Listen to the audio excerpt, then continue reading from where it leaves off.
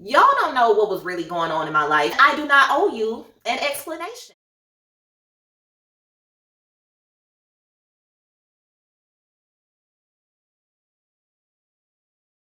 Hey everybody, this is April Monique. Welcome back to my channel. To my day one subscribers, welcome back. I know you guys are like, April, it's been 8 months since you last posted a video. I'm so excited to be back, and I'm so thankful that you are back joining me on another video today. And to my brand new viewers, this is a lifestyle channel, so I do post videos of all sorts on this channel. Please consider subscribing. So let's go ahead and move into it. Oh, and it's to my day ones, as far as like what I've been doing in the last 8 months, that's going to be a whole separate video, but I'll get to that a little later in a separate video. So today's video title is When He Says He's the Prize. Okay, so we know what this video probably stems from, like the big elephant that's been on social media, which is a statement that was made by Simone Biles' husband, where he said that he's the catch in their marriage and he feels that all men are the catch. And I do want to put a disclaimer out there that I'm not making this video based off of what I believe the dynamic of their marriage is. So anything I say in this video, I'm not saying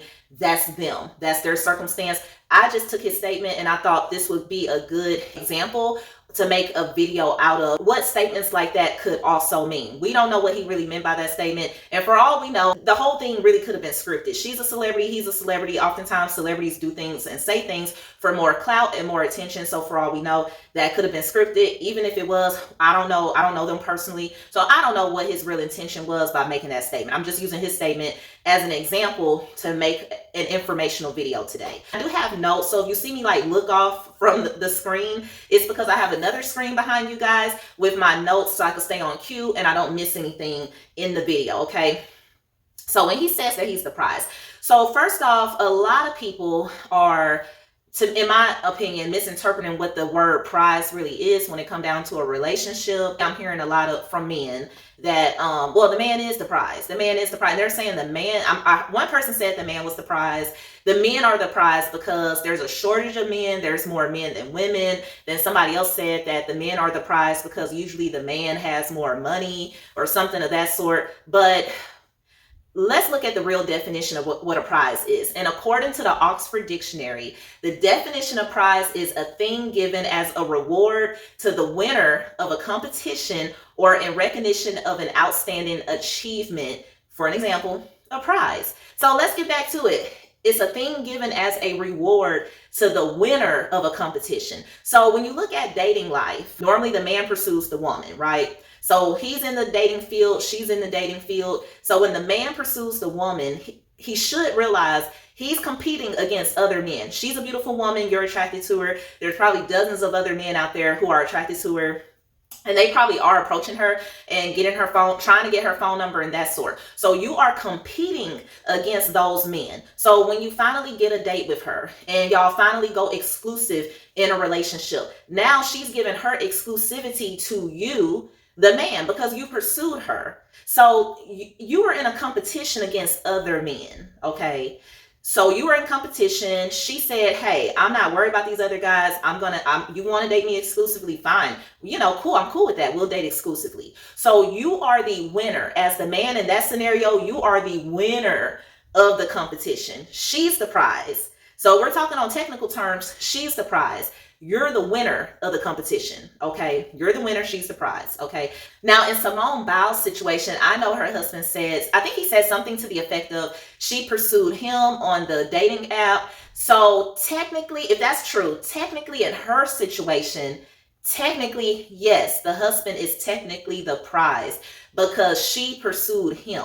But what I'm saying is, in most situations, the man pursues the woman. So in most situations, technically, the woman is the prize. But let me add, all in all, okay, all in all, both people in the relationship, both people in the marriage, despite who pursued who, despite the man pursuing the woman, despite the woman pursuing the man, both people should deem each other to be each other's prize and catch in the relationship. It should not be one-sided where one person feel like I'm the prize, I'm the catch. I feel like everybody within my gender, everybody in my gender, we are the prize, we are the catch. We're the only ones in the relationship who are the prizes and catches.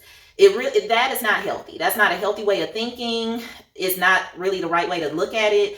It should be equal. And like I said, both of you in a healthy relationship, both of you will see each other to be the prize. Now, there is part 2 to that definition for what prize is. According to the Oxford Dictionary, part 2 is value extremely highly. So it goes back to where I say both of you should deem each other to be the prize. So, okay. With that being said, the reason I say both of you should see each other as the prize is because both of you should see value in each other. When I say value, I'm not talking about financial. So I'm not talking about how much money he makes or how much money she makes or anything like that. I'm talking about like a feeling standpoint. How do you value this person? How much do you love this person? How much do you love them? What do you think of this person? How much do you respect this person? How much do you honor and, do you cherish this person? And that should go both ways. The man should feel that way about the woman. He should value the woman, cherish her, love her, have a lot of respect for her. The woman should also feel the same way about the man. So that's why I say both of you should deem each other to be the prize. And it goes back to the second part of that definition, which is value extremely highly. So even with the phrase catch, it's pretty much identical. It's the same thing. And I'm also using it interchangeably as well. But even if you look at the word catch, think about someone who goes out and fish and you throw your rod out and you're fishing. Okay. So what do? You catch a fish. So the fish is what? The catch. If you're the one pursuing the fish, you're throwing a rod out for the fish. Very similar to hunting, right? The fish catches on. The fish is the catch. Okay, you caught the fish. You're the fisherman. You went out and looked for the fish. Technically, the fish is the catch. Just like with hunting, you'll often hear these days, men will describe themselves as hunters. And they don't mean it in a way like, oh, women are prey and we're preying on women. So that's not how that term is being used in the social world. It's just being used more like just saying like, hey, we are the pursuers. They're trying to say we pursue the women. We are the hunters. So it's like the same scenario, like a hunter. You go out and hunt and you catch something, that catch, that's not your prey, okay? But that is essentially the catch. So, but if you're the hunter, technically, how are you the catch when you went out and caught it? But like I say, from a relationship standpoint, both of you should see each other as the catch. Both of you should see each other as the prize. And if somebody is in a situation where someone is asking, hey, between you and your spouse, you and your significant other, which one of you are the prize? Especially for the man, out of respect for his woman. Again, if he values his woman, he cherishes his woman, which cherish means to protect, okay? Protect and honor. So if he cherishes his woman, he value her, he respects her, he's going to say, my wife, my girlfriend, my fiance is the prize. She's the catch. He's not going to say, oh, I'm the catch. And I feel like all men are the catch. I don't care if she was the one who pursued you. Out of respect for your significant other, you should be saying that she is the prize and catch, okay? And you should be saying that because really in your eyes and in your heart, you should see her as the prize. And in your heart, you should like have so much love and value her so much that is how you truly feel about her. And words will really tell you how somebody, when people open up their mouth and talk, that will really tell you how they feel. Like really listen to folks. When people are out here talking to you, especially your significant others, your family members, listen to them. Words holds weight. So if somebody is saying, hey, I'm the catch, I'm the prize, it's only me, well, okay, if you're saying that you're the only person in this relationship who is the catch, you're the only person in this relationship is the prize.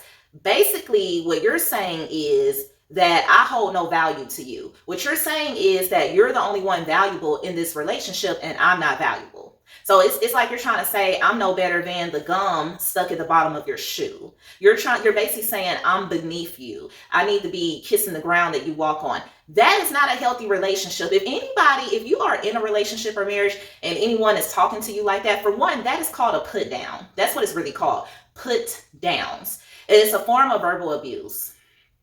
Okay. And if you're in a relationship or a marriage and someone is talking to you that way, they have no business talking to you like that. That is very disrespectful. They're trying to make you feel lower than what you are. And they're trying to lower your value and just make you feel like you're just down here. and they're up here. And it really could stem from a lot of things. You know, they might have some insecurities with themselves, and these are insecurities that you cannot help them with. So don't go in feeling like, oh, let me be your therapist. Let me go in and save the day and put an S on my chest. There is nothing you can do. There's not enough reassurance you can give them to bring out to help them not be insecure. Whatever insecurities they have to work through that themselves, and they need to seek professional help. Number two, aside from the insecurities, there's more than likely probably some jealousy there. So they are giving you put downs. They're being verbally abusive to you to bring you back down, to bring you down low, to bring you beneath them, to give off they want to give you the feeling of like, hey, you might have this kind of job title when you go to work, you know, and you might be real important at work, but you really need to know you're not important.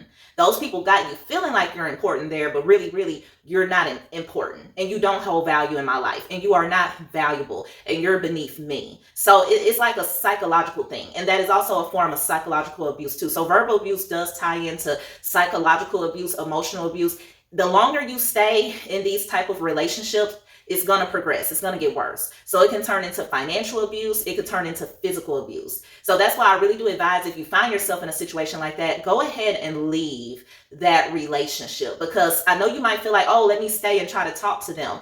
No, your words is not going to get through to them. These people who act like that, they need professional help. It's like they need either like a coach or like a mentor, someone who they actually look up to, who can maybe talk to them and, you know, change their way of thinking. Or they might need to seek like actual professional help from a therapist to break down and get to the core of why they think this way, why their behavior is this way. But if they're not willing to do the work, they're not willing to get help, and they are not changing, yes, you definitely need to leave, because the longer you stay, the worse it's going to get. And that can actually be a whole separate video, because I don't want to make this video too long. Let me just throw some couples out there. From a public point of view, from a public standpoint, at no point in time have we seen any of these men disrespect their wives, disrespect their significant others publicly. These men are still like doing acts of kindness for their wives and significant others, which will portray like he do see her as a prize. Even vice versa, the wives right back, you know, how the wives are right back with their husbands. You could tell it's equal and it's mutual, that they both deem each other to be prizes and a catch. So some of those couples I would name would be Yo Gotti and his girlfriend Angela Simmons, Russell Wilson and his wife Sierra Wilson, Steve Harvey and his wife Marjorie Harvey, and the rapper Jeezy Jenkins and his wife Jeannie Mai Jenkins in the better part of their marriage prior to them filing for divorce.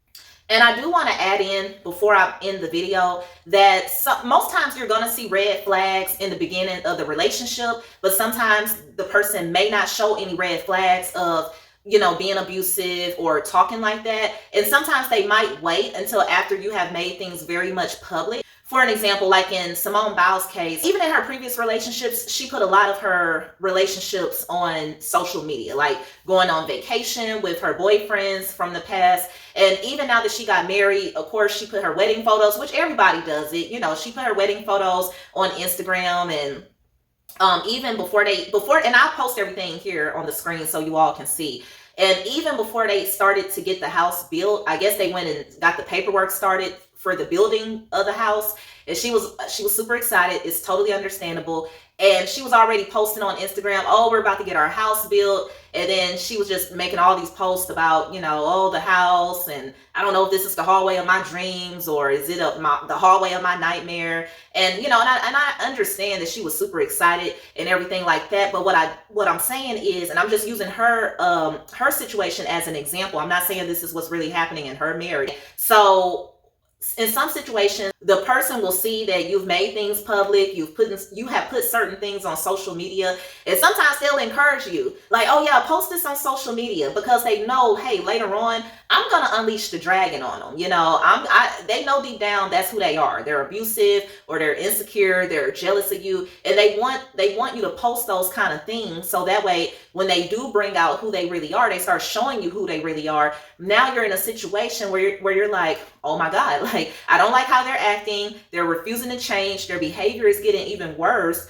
But I just now announced this engagement, you know, or I just now announced that our house was getting built, or we just now moved into this house. Everybody at my job know that I'm engaged. I've showed off my engagement ring on social media. I literally just got married and legally changed my last name on everything. I just changed my last name through my job, and that was like a really lengthy process, and that was a really big thing because, you know, you might have to change all of your work tags. If you wear a uniform with your name on the uniform, you got to get all that changed as a woman when you get married and legally change your last name to your husband's name. So sometimes your spouse, and it could happen for men too, you know, you just bought a house with your wife, you know, or y'all just had a baby together, and now, you know, you're seeing a different side of her that she never showed before. And it can definitely happen to women as well. So sometimes these people, they will wait until you have really big life events that happen between the both of you, or once you started making things public, putting things on social media, because they feel like it's like they're trying to use that as leverage. Like, well, you're not going to leave me so easy. You're not going to walk away so easy because you've already put this on social media. And, you know, oh, well, this, and they might even tell you too, oh, well, that's going to be embarrassing. That's it. Yeah, if you leave me or you divorce me, that's going to be embarrassing. That's going to look really embarrassing on you, you know. And sometimes you might even feel embarrassed, like, oh my God, well, you know, I just now announced this, or we just got married. Like, how do I explain this? How can I explain this to everybody? I don't want to look like the bad person, or I don't want to look like I've been rejected or anything like that. But, you know, you got to put that embarrassment to the side. Your happiness and your well-being comes first. Forget what everybody else think. Forget what everybody else says.